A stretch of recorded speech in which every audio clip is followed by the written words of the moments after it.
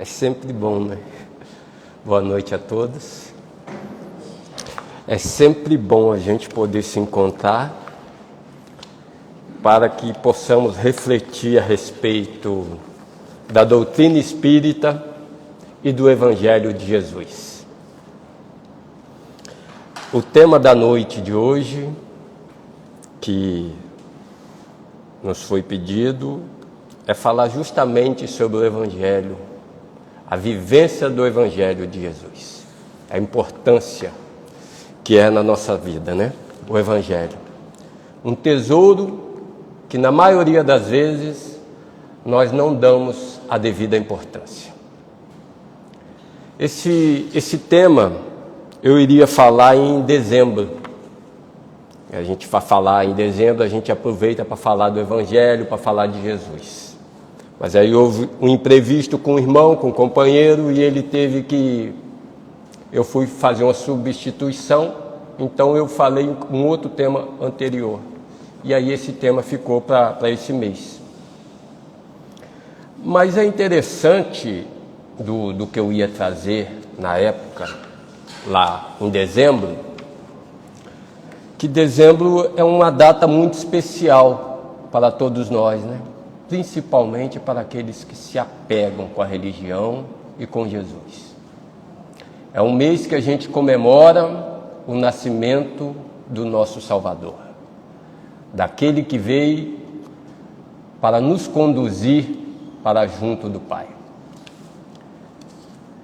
E quando chega em dezembro, vai se aproximando, todos nós ficamos preocupados com aquilo que a gente vai dar para os nossos familiares.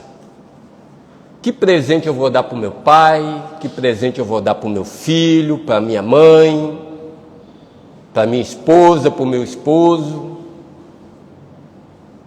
A gente fica muito preocupado com isso, né? A gente quer saber se a gente vai conseguir agradar. Mas será que a gente realmente pensa no aniversariante, no presente do aniversariante? Será que a gente volta o nosso pensamento para o aniversariante? A gente pensa no que ele gostaria de ganhar? O que a gente poderia oferecer para o aniversariante? A gente fala na doutrina espírita e a gente aprende com os benfeitores que não existe acaso, né? E a gente fala assim, por um acaso o companheiro abriu a página da leitura da noite de hoje, né? Foi um acaso.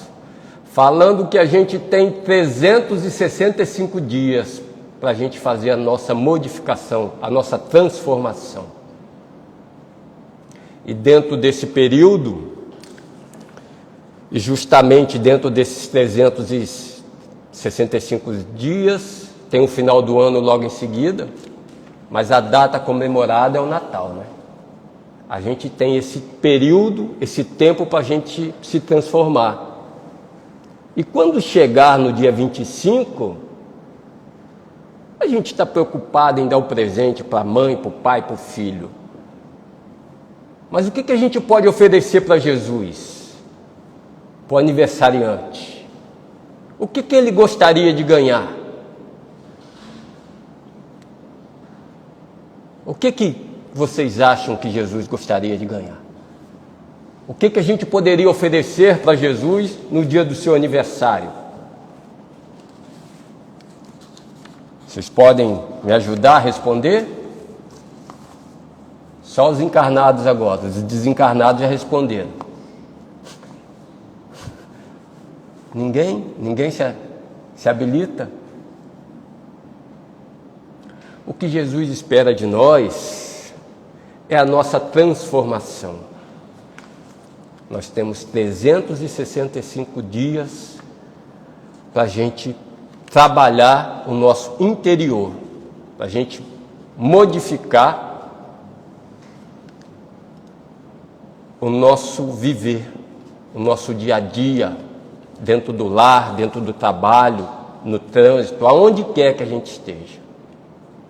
porque essa é a finalidade da nossa encarnação, a nossa transformação. E na maioria das vezes a gente fala que é difícil educar um filho, porque o filho não vem com manual, né? É engano, né? Porque nós sabemos que existe um manual. O manual que é a regra de conduta do ser humano. Kardec pergunta na questão 625, né? O que Deus poderia ter nos oferecido para nos guiar? E a resposta é a mais curta do Livro dos Espíritos: Jesus. Ele é o nosso guia e o modelo. E para que a gente possa seguir esse guia, para que a gente possa se modelar, a gente precisa conhecer Jesus. E isso quem diz é Ele. Ele diz que a gente precisa ter o conhecimento da verdade, que é através da verdade que a gente vai se libertar das nossas imperfeições. E mais adiante ele vai dizer que Ele é o caminho, Ele é a verdade e Ele é a vida. E para que a gente não fique perdido, nós temos o Evangelho, que é o manual que sempre nós dizemos que não tem manual para a gente cuidar de um filho, para dar uma direção. Nós temos o manual, que é o Evangelho de Jesus, e que a gente pode extrair dele o que tem de mais belo para a humanidade. Existe nas escrituras que o pessoal fala que é o velho e o novo. Alguns dizem a primeira revelação e a segunda revelação. É como se fosse um mapa. A primeira revelação, você tem a metade do mapa. A segunda, você tem a outra metade, que a segunda é Jesus. E os ensinamentos de Jesus, ele é todo baseado no amor. Os historiadores dizem que são 4 pilares das suas pregações, que é o amor ao próximo, o perdão das ofensas, o combate à hipocrisia e o desapego aos bens materiais. Eis os ensinamentos de Jesus. É a base daquilo que a gente pode trilhar, seguir o caminho sem se desviar. E na maioria das vezes a gente diz que dentro das escrituras a gente ainda não consegue ter entendimento, porque a linguagem é muito difícil, e tem o velho e tem o novo, e um se apega mais com o velho, o outro se apega mais com o novo, e a gente não consegue juntar. Mas aí Jesus, ele vai dizer que é a doutrina espírita, para nos dar a oportunidade de não mais dizer que a gente não sabia. Ah, mas eu não sabia, eu lia lá o Novo Testamento e eu entendia. O católico pode falar isso, o protestante pode falar isso. Mas e o espírita vai falar o quê? Que não sabia? O espírita vai falar isso? Ah, eu não sabia. Como não sabia? Só do Chico, 420 obras. A gente não pode nem começar a enumerar, porque senão a gente vai dar vontade de fazer igual a avestruz, enfiar a cabeça no buraco. A literatura espírita é um oceano que a gente tem oportunidade de mergulhar com profundidade. A gente não vai ficar na superfície. E quanto mais a gente mergulha, mais conhecimento a gente vai adquirindo, e mais a gente vai ficando maravilhado com as coisas. Com a perfeição de Deus, com a justiça, com a misericórdia, com o amor, porque vai nos trazendo a grandeza do Criador. E Kardec vai dizer em uma das suas obras que o Espiritismo é a ciência do infinito. Então a gente tem muita coisa para estudar. Kardec vai dizer logo na introdução do Evangelho segundo o Espiritismo que a obra só levanta uma ponta do véu, só uma pontinha, para a gente perceber a profundidade, o tamanho, que é infinito, daquilo que a gente, muitas das vezes, perde o tempo, não busca o estudo, que é importante para o nosso conhecimento, que é importante para o nosso desenvolvimento. E no Evangelho segundo o Espiritismo, logo no início, que às vezes a gente a mania de estudar ou de ler, a gente esquece logo de ver o que está escrito logo ali no início mesmo, que Kardec vai deixar bem claro lá de que se trata. Ele vai dizer que a explicação das máximas morais do Cristo em concordância com o Espiritismo e suas aplicações às diversas circunstâncias da vida. Então aqui ele já traz um apanhado do que é o Evangelho e ele já vai dizer aplicações às diversas circunstâncias da vida. Aquilo que a gente precisa aplicar, né? Aquilo que está lá e eu vou deixar lá. Essa grande dificuldade do ser humano, né? De você achar que aquilo que é religioso, aquilo que faz parte da minha religião, vai ficar dentro do templo espírita. Eu sou espírita no centro espírita. E quando eu estou lá fora, eu me transformo, eu sou uma outra pessoa. Não é isso que a gente aprende. Não é isso que é ensinado na doutrina espírita. Que a gente precisa seguir o exemplo de Jesus e vivenciar aquilo que a gente prega, aquilo que a gente aprende. Porque, senão, as palavras que Jesus usou e usa, para que a gente não possa ser chamado de hipócritas. Que a gente fala uma coisa, mas a gente faz outra, né? Kardec vai dizer, no início também da introdução do Evangelho, que para os homens, em particular, constitui aquele código uma regra de proceder que abrange todas as circunstâncias da vida privada e da vida pública, o princípio básico de todas as relações sociais que se fundam na mais rigorosa justiça. Então é interessante a gente prestar atenção nisso aqui, para a gente refletir sobre isso que o Kardec fala, que é o princípio básico de todas as relações sociais que se fundam na mais rigorosa justiça. E às vezes a gente, como eu disse, eu sou espírita dentro do centro espírita. Quando a gente começa a fazer curso dentro da casa espírita, a gente vai aprender, você faz um curso de passe, você vai aprender que você tem que ser passista 24 horas.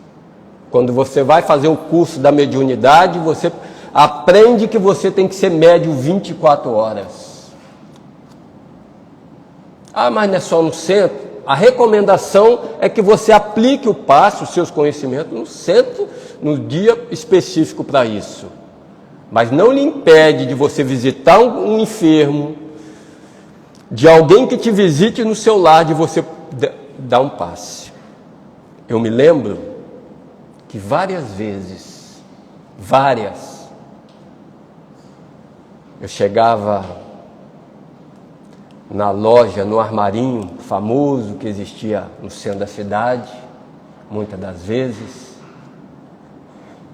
e aquele que foi meu pai, né, meu tutor encarnado, ele, muitas das vezes eu cheguei no seu estabelecimento comercial e ele me levava para o segundo andar, para um quartinho, e sempre me aplicava um passe. Eu estou falando aqui de seu Décio. Ele era espírita 24 horas por dia.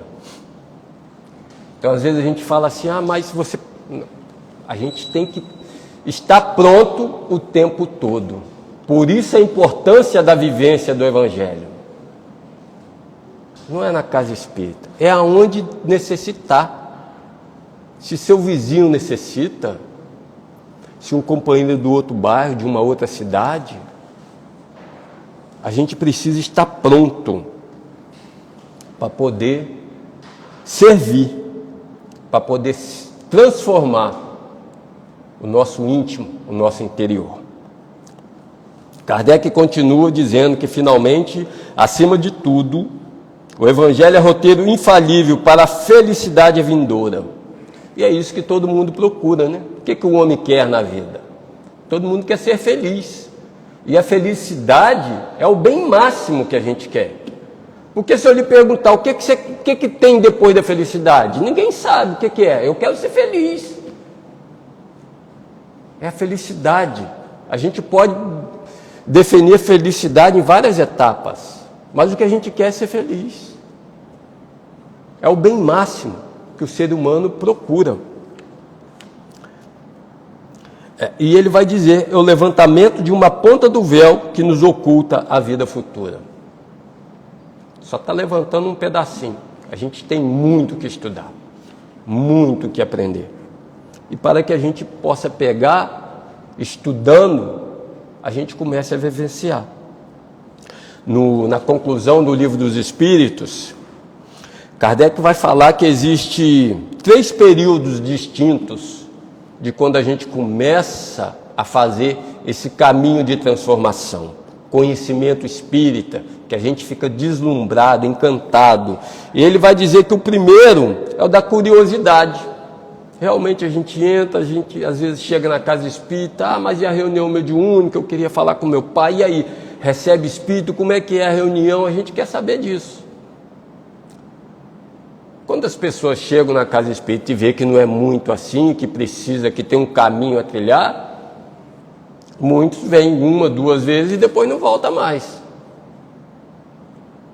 Porque quando começa realmente a estudar a doutrina espírita, a gente vai ver que a coisa não é assim na facilidade que a gente acha que é, não.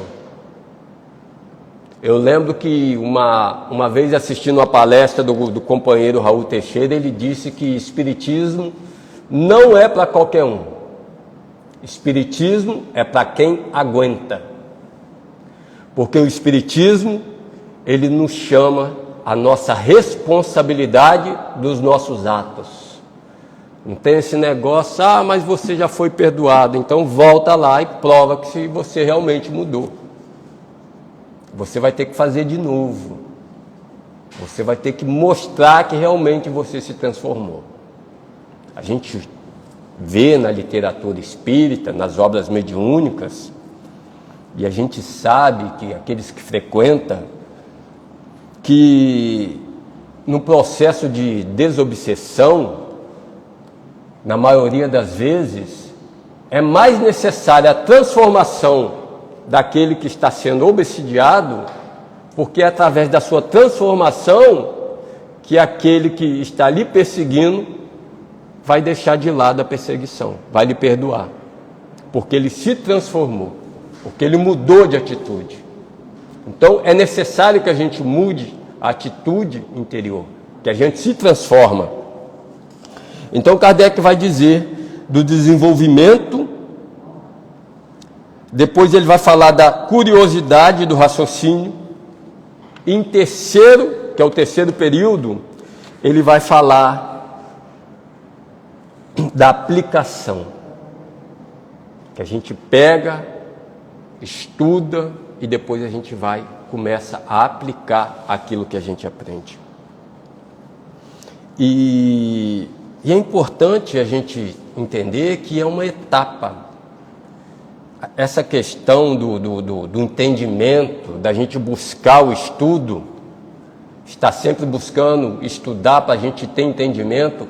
Foi na semana passada, conversando com a companheira Rita, ela falou da importância, né, Rita, do estudo, da gente vir para a casa espírita para a gente poder estudar junto, para a gente poder discutir. E aquilo que eu não entendo, ela vai me esclarecer. E aquilo que de repente um ponto de vista que eu colocar vai ajudar a esclarecer o outro.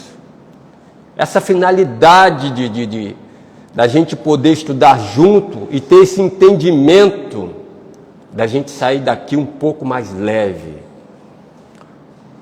com essa vontade de transformação. E a gente vê que não é um bicho de 7 cabeças, que a gente acha que é.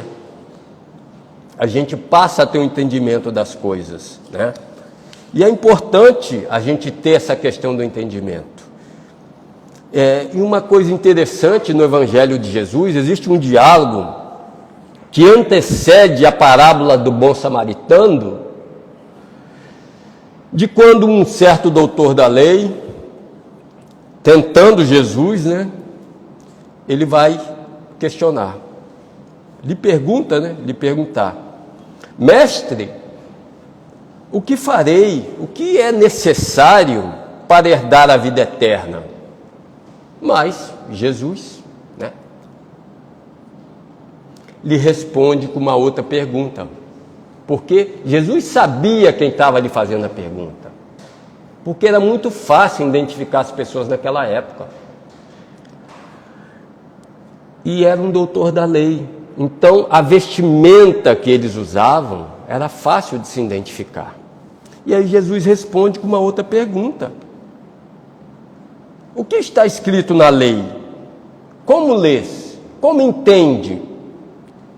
E o homem lhe responde: amarás o Senhor teu Deus de todo o teu coração, de toda a tua alma, de todas as tuas forças e de todo o teu entendimento, e ao próximo como a si mesmo.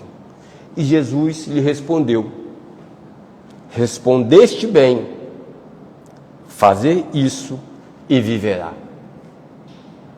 E é interessante nesse diálogo que ele fala da questão do entendimento, porque o homem, ele era uma pessoa que já tinha esse conhecimento. Por isso a importância da gente buscar o estudo, da gente ter essa questão do entendimento, para a gente botar em prática aquilo que a gente aprende. Qual é o entendimento que você tem do Evangelho de Jesus? Qual é o entendimento que você tem que você possa oferecer para Jesus no dia do seu aniversário? A minha transformação. Que eu possa chegar no dia de Natal melhor, porque afinal de contas o ano ainda está começando, né? A gente já pode traçar. Na verdade, o que a gente diz que o ano só começa depois do Carnaval, né? Então, o Carnaval é semana que vem, nós ainda estamos no início do ano. A gente já pode começar, né? Se preparar para essa transformação. E a gente tem um cabedal um leque muito grande de oportunidade da gente começar a fazer a nossa transformação. Não é eu assisti a palestra hoje, eu li um capítulo aqui e amanhã eu já sou uma outra pessoa. Não é assim. A gente sabe que o processo é vagaroso, até porque a gente tem que dar o tempo da gente absorver, entender, para a gente vivenciar. Nesse ponto importante lá do conhecimento, né, que a gente vê, né, é o ponto de partida, onde a gente conhece as coisas. Por isso Jesus vai dizer lá: conhecereis a verdade, que é a verdade que vai libertar. Então a gente percebe que junto com o orgulho e o egoísmo, a ignorância faz parte do sofrimento do ser humano. É importante que a gente busque o estudo, que a gente procure na casa, que a gente vai estudar junto, que a gente vai aprender, que a gente vai se desenvolver. Porque senão a gente vai chegar lá, mas eu frequentava lá o centro espírita, mas e aí? O que você aprendeu? Ah, mas não tinha ninguém lá para me explicar. Falei, como é que é? né? Oi, não estou ouvindo não, oi, como é que é? Então, a gente tem que aproveitar a oportunidade. A página que foi lida aqui falou de quantos dias nós temos para a gente aproveitar a oportunidade de transformação, né? Só o entendimento, só o conhecimento, né? A gente percebe que o conhecimento é muito importante, mas só o conhecimento não é suficiente. A gente sabe disso. Que a gente precisa também é vivenciar aquilo que a gente aprende. E o que a gente aprende no Evangelho de Jesus? O que a gente aprende com seus ensinamentos, né? Que a gente precisa aprender a vivenciar a paciência, a tolerância, a indulgência, o perdão, a humildade e a benevolência, e por aí vai. São N's as oportunidades que a gente tem de transformação. Se a gente abre o Evangelho segundo o Espiritismo, a gente vai ver lá que o Evangelho, a composição tem 27 capítulos, alguns 28, porque vai colocar também como capítulo as preces espíritas. Então a gente tem aí 28 capítulos para a gente poder pegar, e a gente sabe que não vai dar conta de tudo, mas a gente pode começar um pouquinho aqui, um pouquinho ali, né? A gente não vai sair daqui transformado, mas a gente já pode começar essa caminhada nossa. Às vezes, muitas das vezes, a gente está no trânsito, a gente fica nervoso, toma uma fechada. E eu lembro que antigamente eu ficava irritado, às vezes falava alguma coisa que não devia. Hoje eu já não falo mais. E é isso que Kardec coloca lá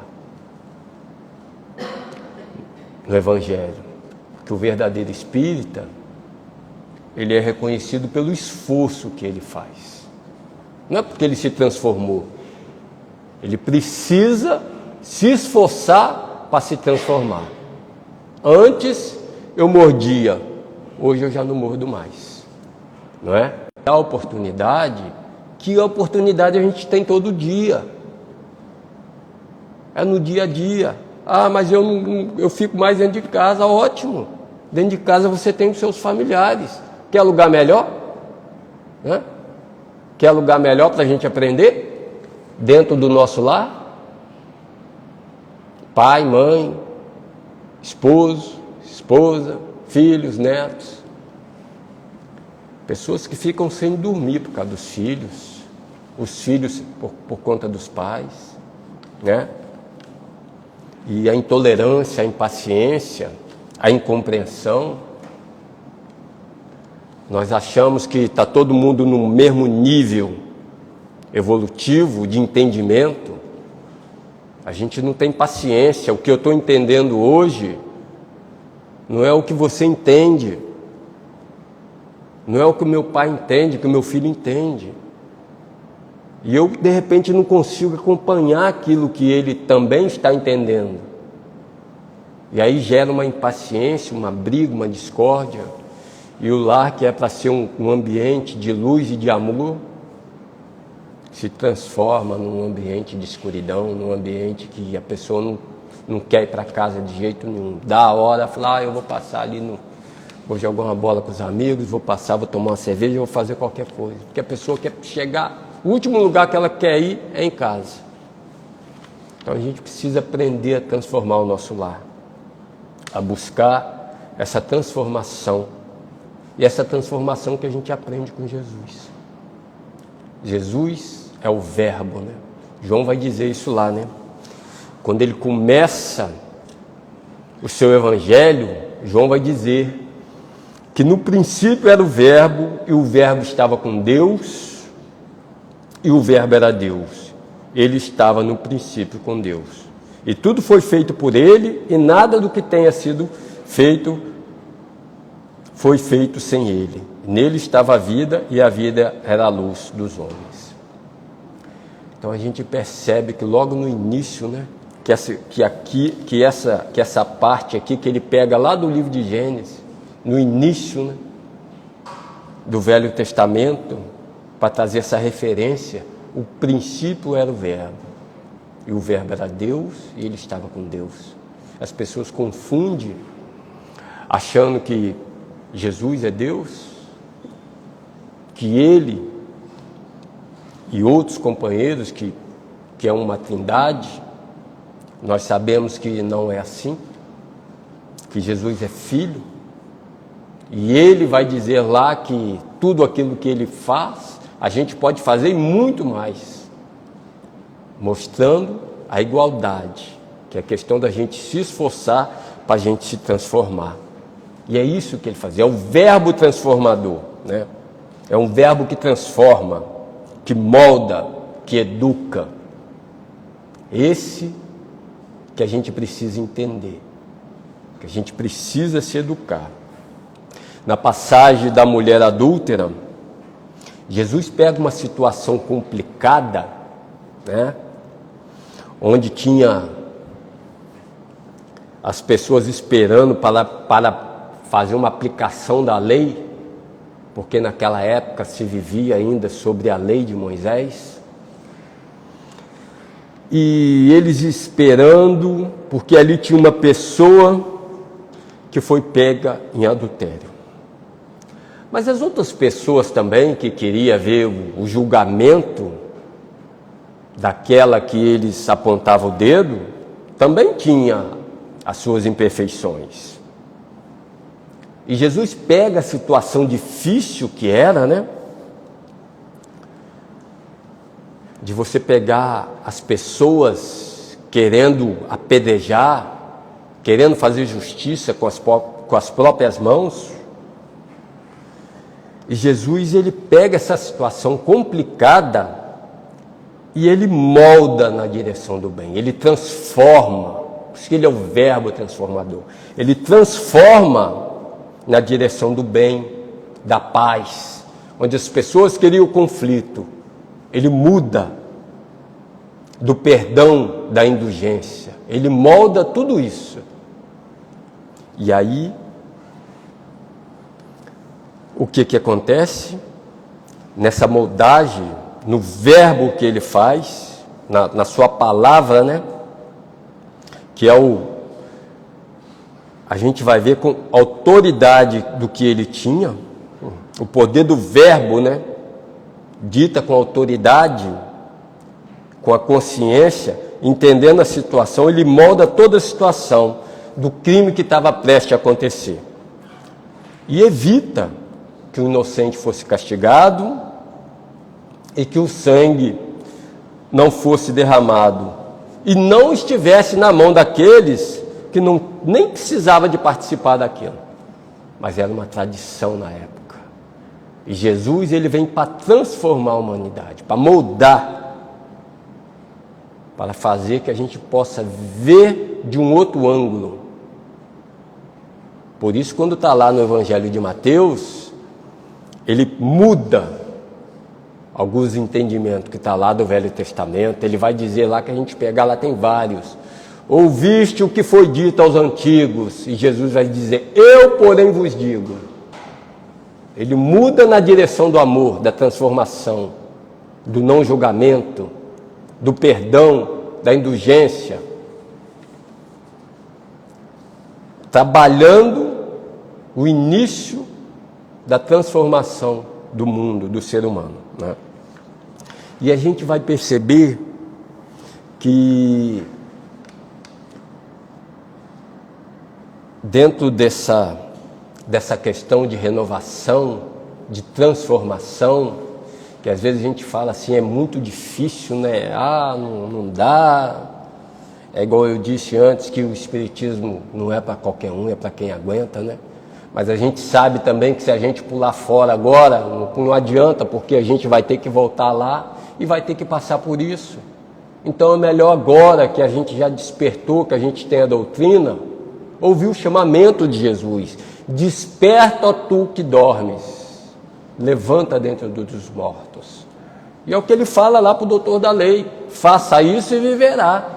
Porque se a gente não pratica a lei de Deus, que é a lei do amor, nós estamos mortos.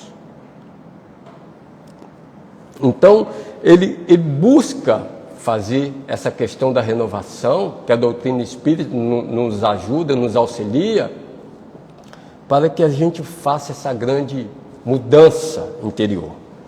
E como a gente sempre fala assim, mas é difícil, na questão 909 do Livro dos Espíritos, a questão lá não gosto nem de passar por ela, porque é vergonhoso.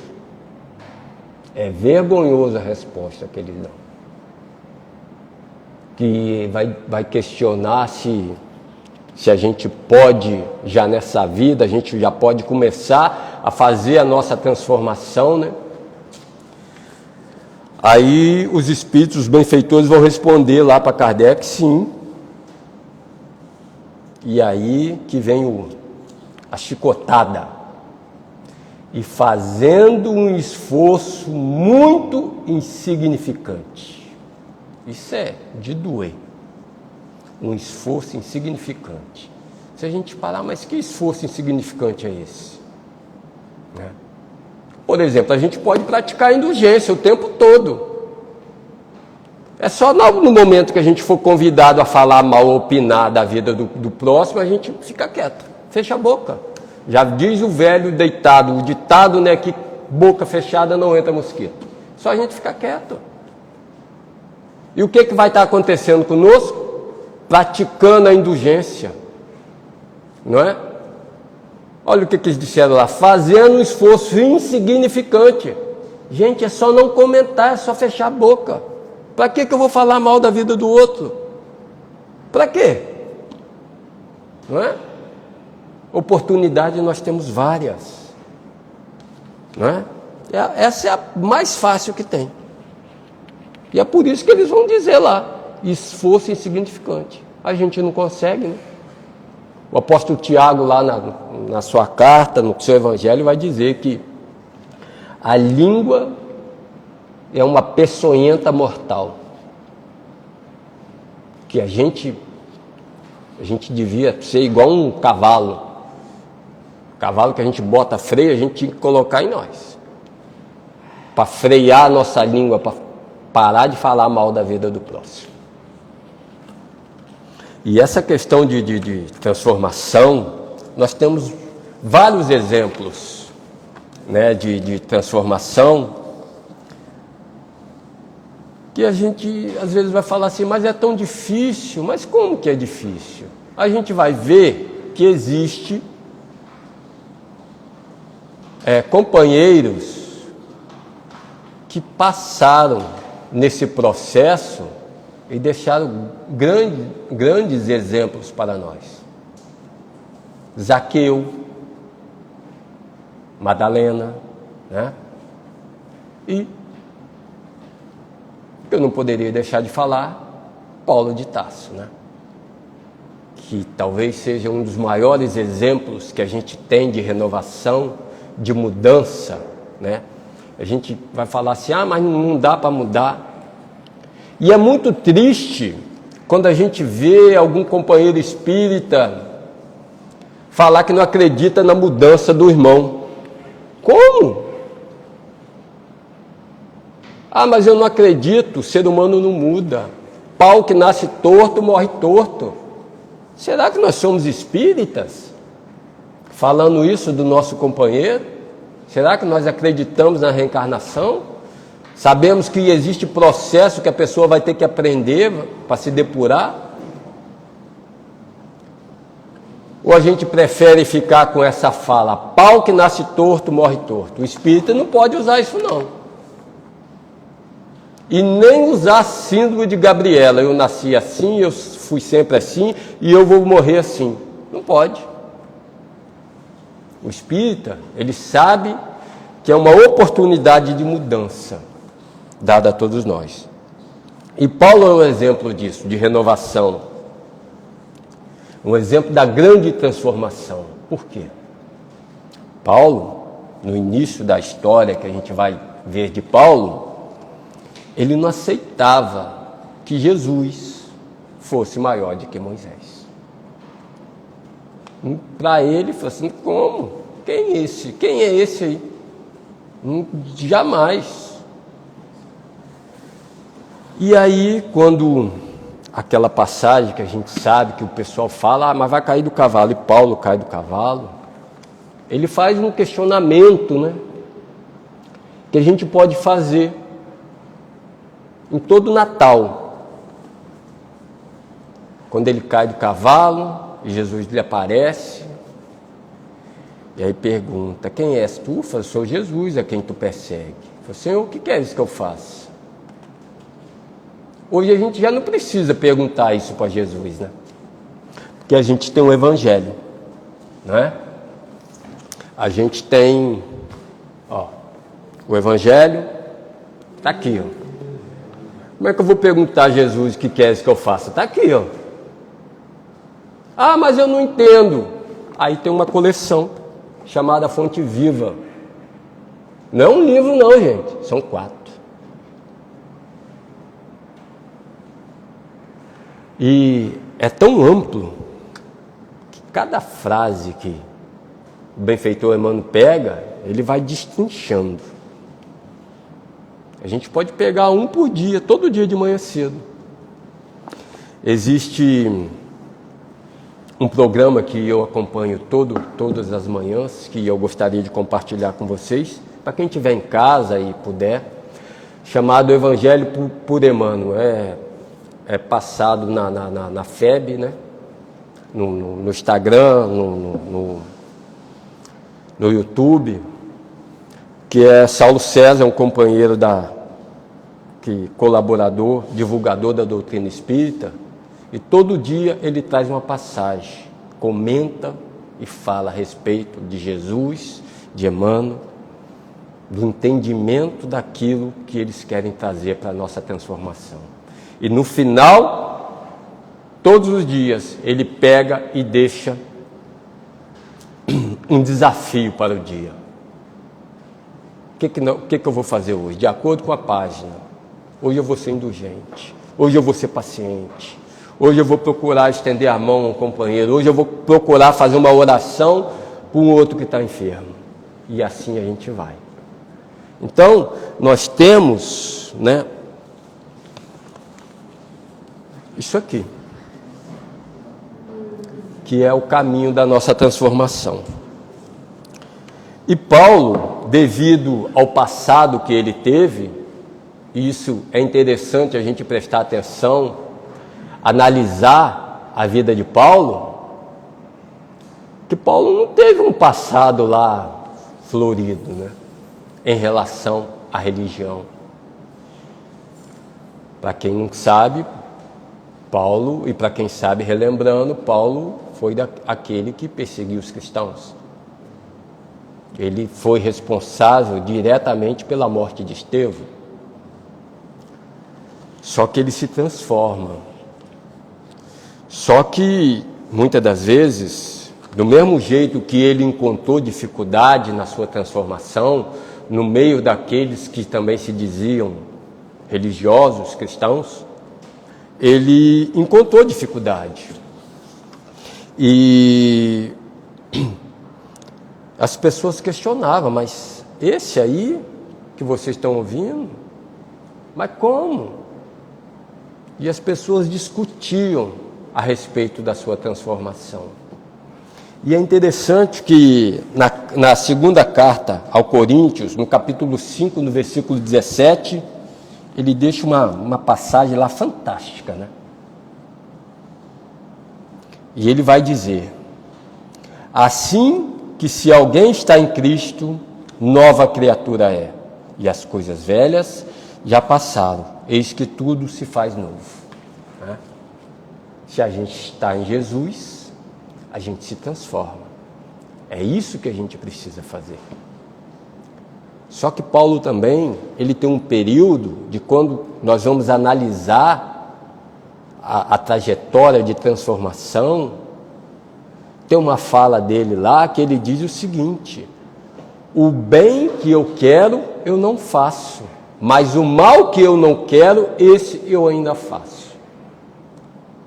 Mas depois da vivência, de um período, que a gente sabe que necessita de um período, se a gente analisar, a gente vai ver que a gente não vai se transformar da noite para o dia.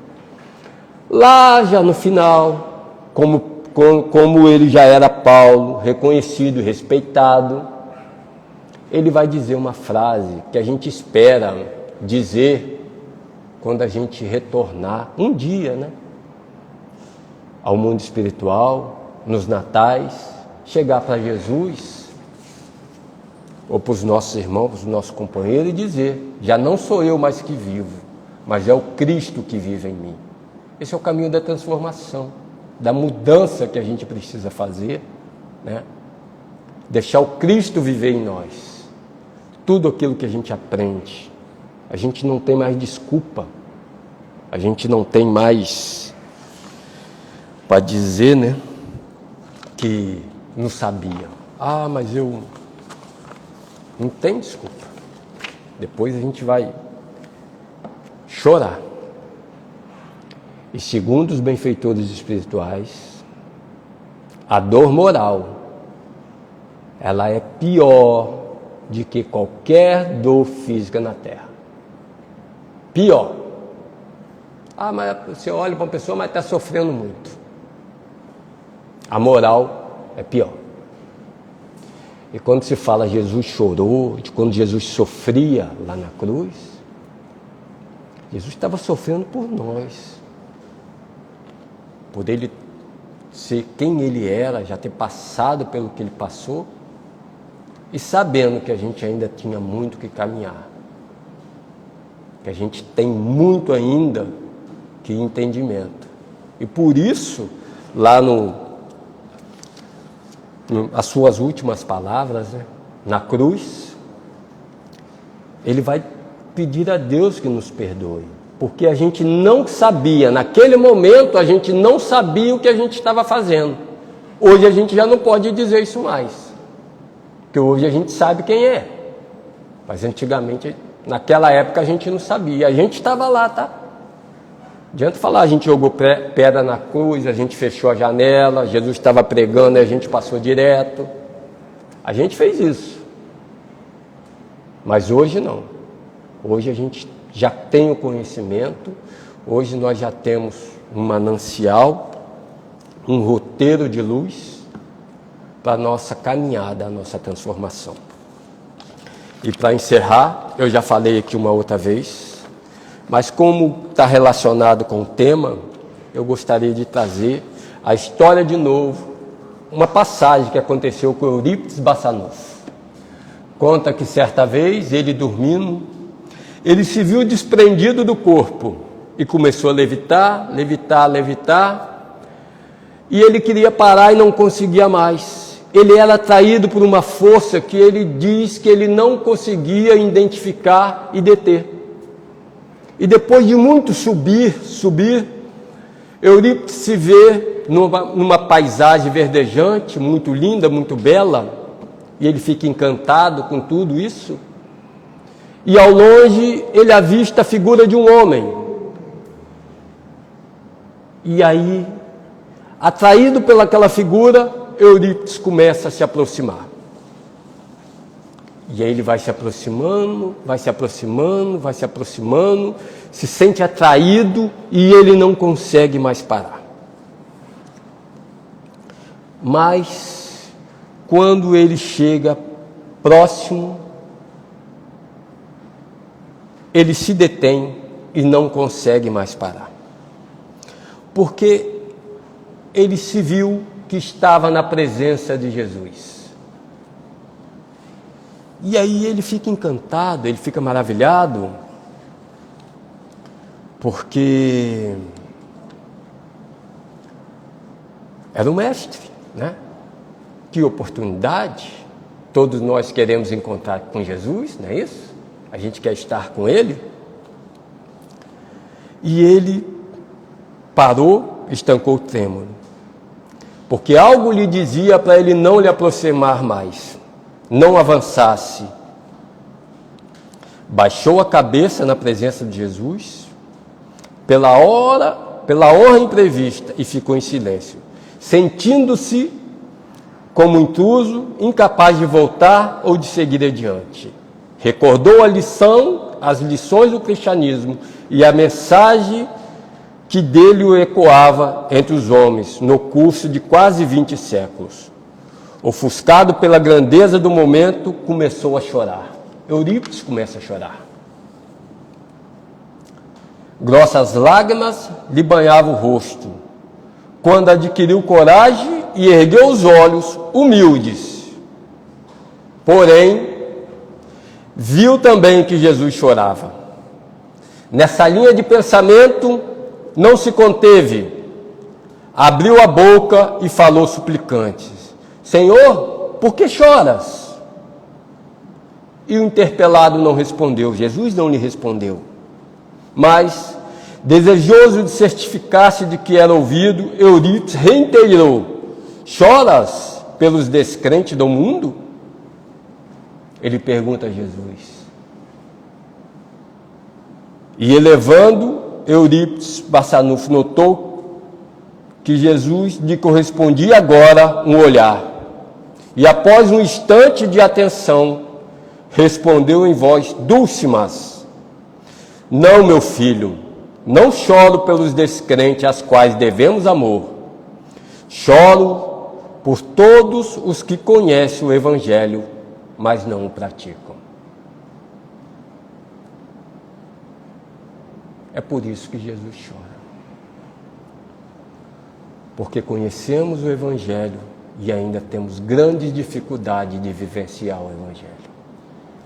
Eurípides, naquela noite, no instante, ele se despertou na cama, era madrugada, e ele não conseguiu mais dormir. E a partir daquele momento, ele nunca mais deixou de trabalhar em prol do seu próximo. Essa história está escrita no livro A Vida Escreve, do Espírito Hilário Silva, psicografia de Chico Xavier. E a gente vê aqui o que Jesus espera de nós, a nossa transformação, a nossa mudança, para que quando chegar o momento que a gente tem pela frente, no Natal, o que a gente vai oferecer? Senhor, eis-me aqui. O que queres que eu faça? Que a gente possa se fortalecer, buscar a cada dia o entendimento do Evangelho de Jesus à luz da doutrina espírita. Pedir aos benfeitores espirituais que possam nos fortalecer para que a gente possa dar um passo a cada dia na direção do Mestre, porque Ele é o caminho que vai nos conduzir ao Criador. E que Ele possa nos abençoar e ficar conosco, nos sustentando hoje e sempre. E muito obrigado.